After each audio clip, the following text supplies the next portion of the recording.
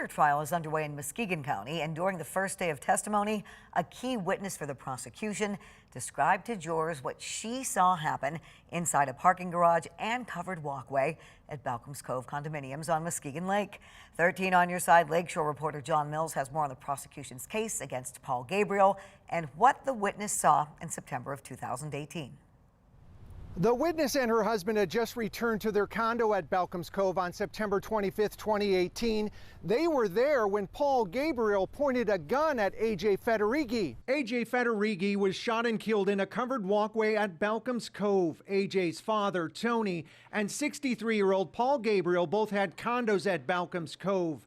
AJ there that night to retrieve belongings from his father's condo.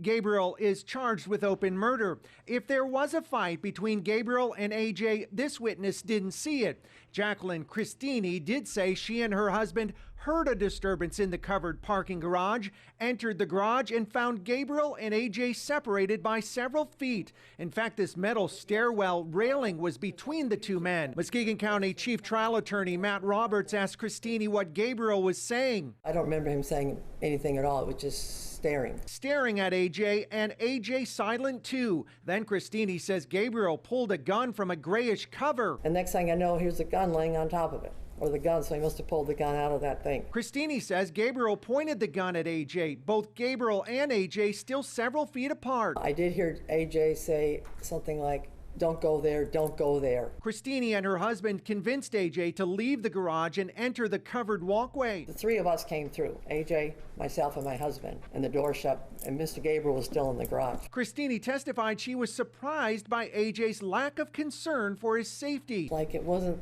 that big of a thing. Then Gabriel entered the walkway too, again holding the gun. It's then Christini and her husband left the walkway, took an elevator to their apartment to call 911.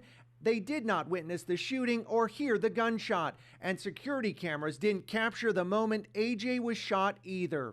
And the witness also testified that Paul Gabriel never said he was injured, never asked for help, and never asked AJ to leave him alone.